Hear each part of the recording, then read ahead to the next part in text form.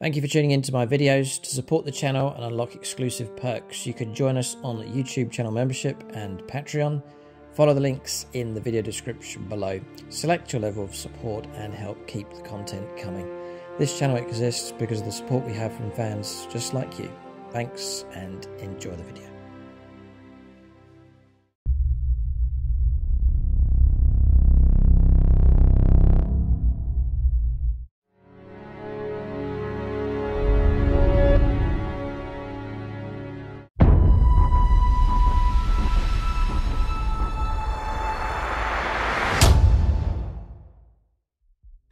Right, welcome to this Orks units rated video. So I'm going to take my top picks. There's some honorable mentions first, and then we'll go through the top 5 choices for the top Ork units.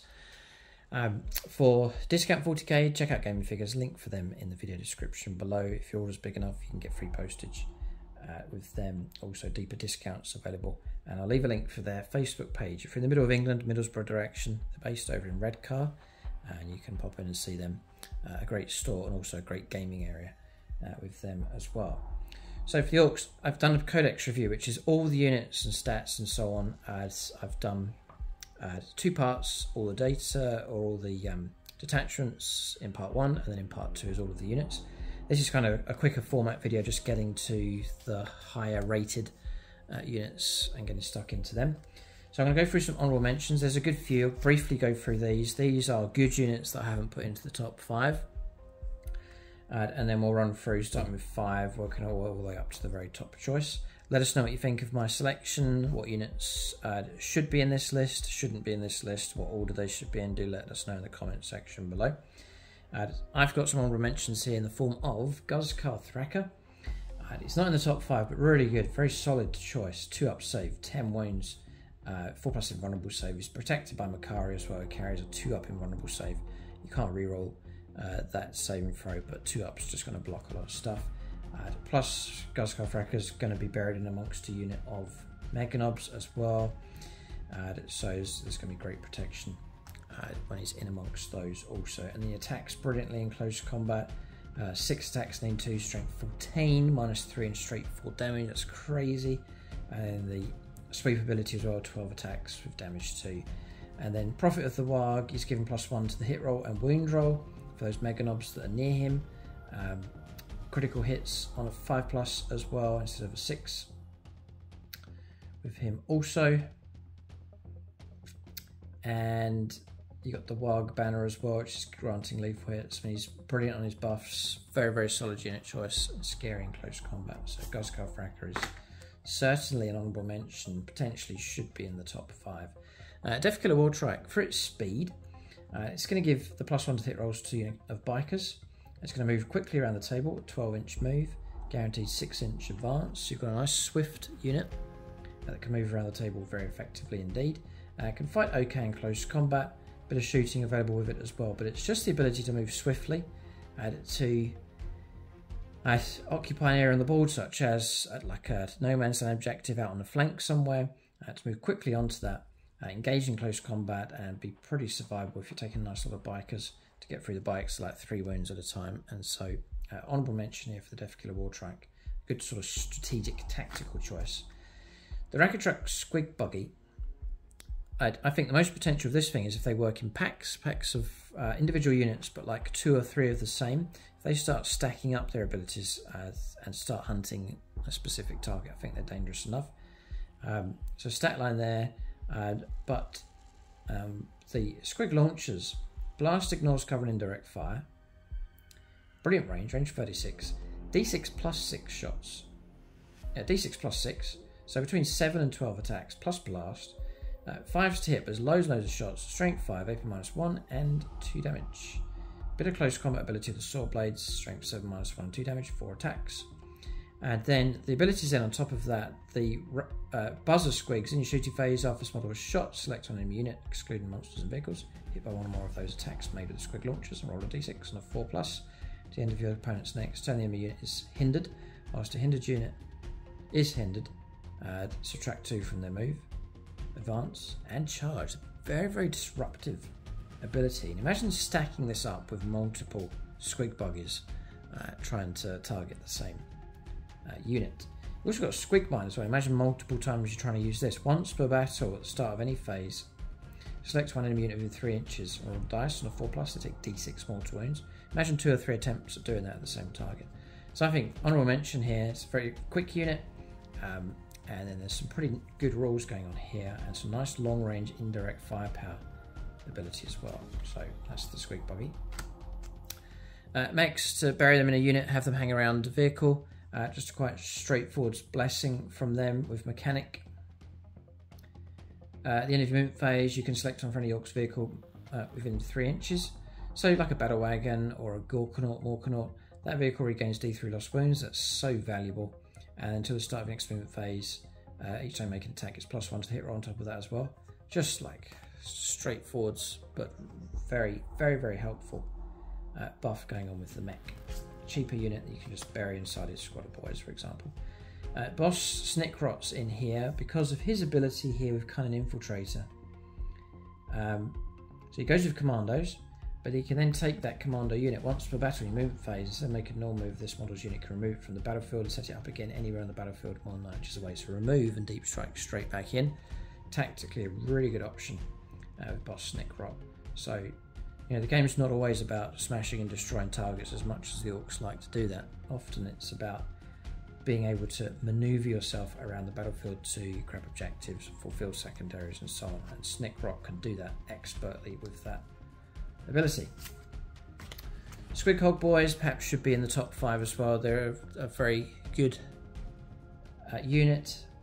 Tough, durable, quick, good in combat, some good buffs going on with them. So 10-inch move. These Orcs just riding these big squigs. 4 up save, 3 wounds each, 4 on the boss. You've then got a bit of shooting, but really it's the close combat. So big choppers. So what is the loadout here with these? 1 knob on a Smasher Squig and 3 Squig Hog boys.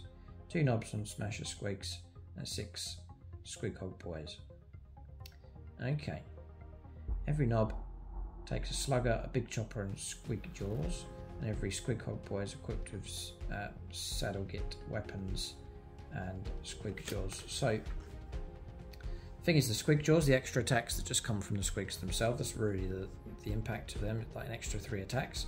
Forced hit, strength 6, -1, 2 damage, fantastic. Big choppers as well on the knobs.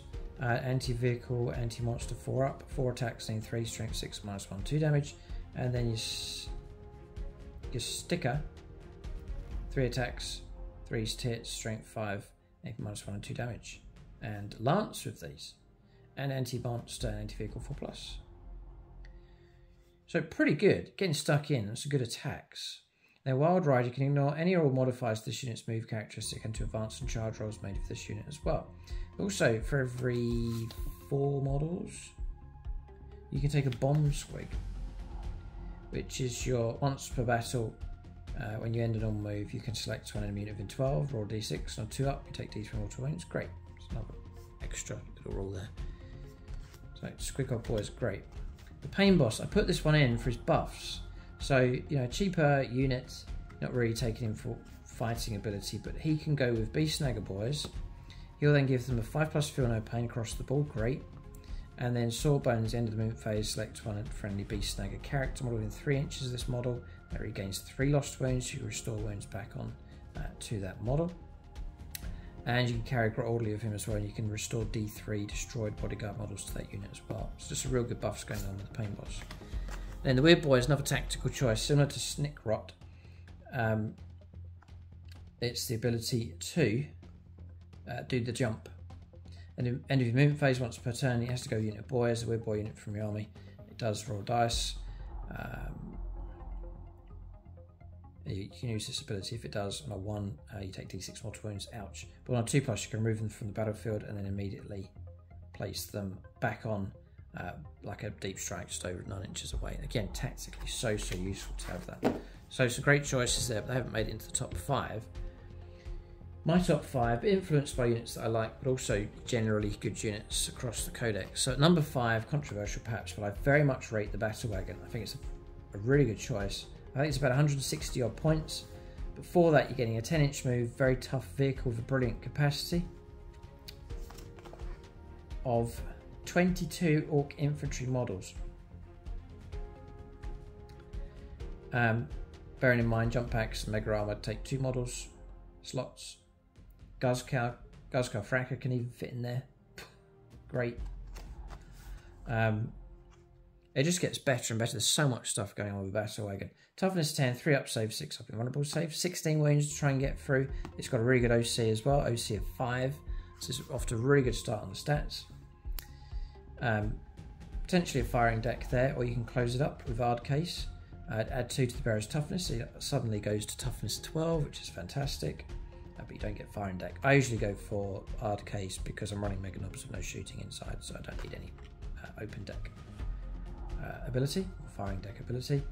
You've got ramshackle but rugged. Each time attack is allocated to this model, worsen the AP by 1. Fantastic. So if you've now got minusing the AP by 1, usually behind a bit of cover, you know, laser cannon coming through at AP minus 3 and ends up becoming AP minus 1. Like, really shuts down the armor punching ability on this thing. Then on top of that, you can gear it up. So bear in mind you've got tank shock, stratagem, which potentially will give you 12 dice. You then can take the death roll, which is what I take, with an extra 6 attacks, needing 3, strength 9, minus 1, and 2 damage. You can then take a grabbing claw on top of that for an extra 2 attacks, 3 strength 8, minus 2, and 2 damage. You can also take a wrecking ball for more attacks, another attack, named 4, strength 10, minus 0, but d6 damage. So there's loads of close combat ability. You can then load it up with close combat. Yeah, this model can be equipped with any of the following. So you can take a hard case, grabbing claw, and wrecking ball. And you can also add a death roll on top of that as well. You can also add 4 big shooters on top of that as well. You can also take a lobber on top of that as well. And then you can be equipped with one of the following: a cannon, kill cannon, and zap gun. But you can that's only one. So 1 zap gun, kill cannon, or cannon. I think I take the zap gun, which is a strange one. It's like damage 5. Anti-vehicle 4+. If you can just get that hit on a 5+, you can cause some trouble.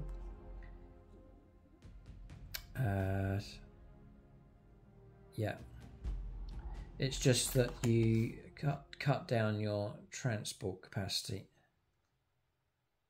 here. Doesn't really explain it. If you take, let's see, I think it's here. This model has a transport capacity of 22 Ork infantry models. If this model is equipped with a kill cannon, it has a transport capacity of 12. There you go. So I don't usually take the kill cannon because I want a nice bit of transport capacity inside. Massive fan of the battle wagon. They're hard to get rid of. Brilliant transport capacity. Decent bit of shooting, and then it has its own close combat potency for sure. Combine it with tank shock, you've got a dangerous unit. That's number 5. I think it should be there, rightly so. I rate it very much. Then number 4 is Mozrog Scragbad. It's the character beast Snagger epic hero. You've got a 4+ invulnerable save here, a 3 up save, 10-inch move, toughness 8, wounds 8, OC of 3. He'll join beast or Squig Hog boys, so you bury him in amongst the unit. He's got a built-in feel no pain. He's got big chomper's jaws, which is built-in devastating wounds and extra attacks. 3 attacks, needing 3s. Strength 7, minus 2, and 4 damage. Crazy. And then the Gut Ripper as well, anti-monster, anti-vehicle 4+. 6 attacks, needing 2s. Strength 7, minus 1, and 3 damage, like really high damage. Then some buffs on here are really good. 1 last kill whilst this model is leading the unit. Each time model in the unit is destroyed by melee attack. If it has not fought this phase, roll 1 dice. A 4 up, do not remove it from play. Destroy. So he's granting the unit the ability to fight before they're removed. And then the bigger day is, each time this model makes a melee attack that targets a monster or vehicle, it's usually a kind of target. Add 1 to the damage characteristic of that attack. So now he's up to damage 5 with the jaws. Really? And damage 4 with Gut Ripper. Each time this model makes a melee attack that targets Titanic, it's +2. So he's a real good character. Dangerous, dangerous character. So he's in at number 4. Then at number 3 is the big mech, but in mega armor. You got a nice tough character that you can bury inside a Mega Nob squad. Give him a kill saw or power claw. So for ranged attacks, it's going to give you reroll hit rolls of 1. But here it is here to fix her up, fix that armor up whilst he's leading a unit in your command phase. Return a destroyed bodyguard model, which is going to be a Mega Nob. These are about 50 odd points each. So you're just getting to restore a whole model just by having him in the unit. I think that's fantastic. Whilst he's leading a unit of custom force field, he's granting them a 4+ invulnerable save. Again, fantastic. And then Grot Oiler will let you restore D3 lost wounds on top of that as well. So he's not going to be too expensive in points. Add him into a unit just to buff them up, and you can start restoring models. I think he's a really good choice at number 3. Then another cheaper option, good value for points, is the Beast Boss. So try to create a balance here between the Snagger options, giving you a flavour of those, and plus your regular Orc units. With him, it's for his buffs really. He's got the Beast Snagger Claw, anti-vehicle, anti-monster 4+, 4 attacks, 3 hit, strength 10, fantastic, 8 -2 and 2 damage. Or you got the Beast Chopper for 6 attacks, 2s to hit, strength 6, -1 and 2 damage. Again, anti-vehicle, anti-monster 4+. But his buffs are fantastic. Whilst he's leading the units, +1 to hit roll, great. He has to go Beast Snagger Boys. And then this one here, this is the icing on the cake. Each time someone makes a charge move to end the turn, melee weapons have devastating wounds. And if you're giving that to, if you're burying him in a unit that's just got tons and tons of attacks, and they're hitting very reliably with him giving them +1, then you're just going to fish for 6s with that whole unit, and you're going to pick up a nice lot of mortal wounds, devastating wounds. So value for points, the Beast Boss for the Snaggers is at number 2. And then at the top, I think if used correctly, is the Mega Nobs. A tough, very, very tough unit. Dangerous unit on the battlefield. They are slow, 5-inch move, toughness 6, 2 up save, 3 wounds each. You can give them combo weapons. I think the way to play them, Raycross has been talking about it, taking the twin kill saws. Only 2 attacks each, bear in mind the WAAAGH, will give you an extra attack. They are twin linked, so if you can get those hits, put some kind of character with them to give them +1 to the hit rolls. Squad of 5, 10 attacks, 15 attacks, hitting on 4s, hitting on 3s. And then once you get those hits, and I run the War Horde, so 6s will pop extra hits for me as well. Then you're coming through at strength 12, absolutely fantastic. Remember, this is twin linked, rerolling all your wounds. 8 -3, again, fantastic, and 2 damage. They really can chew through stuff pretty good. When a WAAAGH is called, they'll get a 4 up, feel no pain. It's been nerfed, been knocked down to 5 up, but still that's really, really good, especially for a 3 wound model. The 5 up, feel no pain is just going to help block that damage coming through. So, Mega Nobs at the top, they're just the kind of unit that's just going to stick around a bit longer.